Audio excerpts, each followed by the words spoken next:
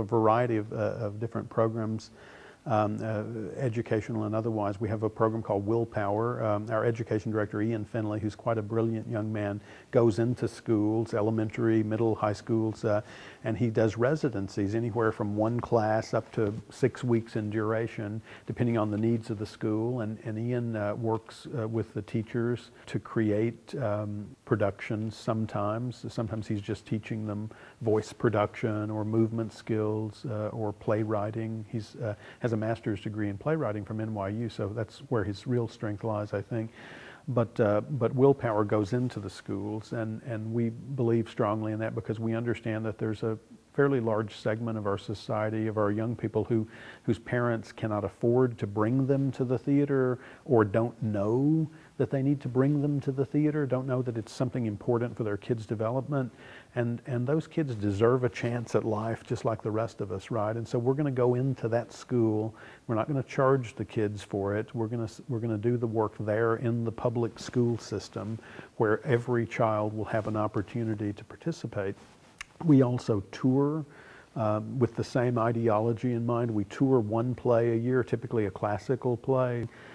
So a large group of people, and these are all people who have day jobs right now that are taking off. They're taking a week off from their lives, and they're going into the schools, and for a very nominal fee for the school, then every child in that school will have the opportunity, or should have the opportunity, to see a professional level production of a classic play.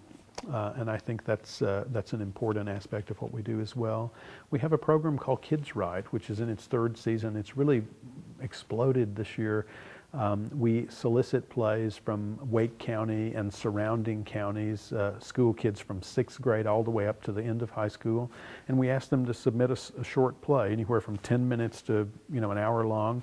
We adjudicate those plays. We read them with a committee of adults, and we pick 3 or 4, depending on their length, to produce. And the ones that are produced with an adult cast, with adult directors and designers and the whole 9 yards. And so these young people get to see the development of this creative event from the moment in which they think of it. They think of the idea for the play to the moment in which it is presented fully in front of an audience.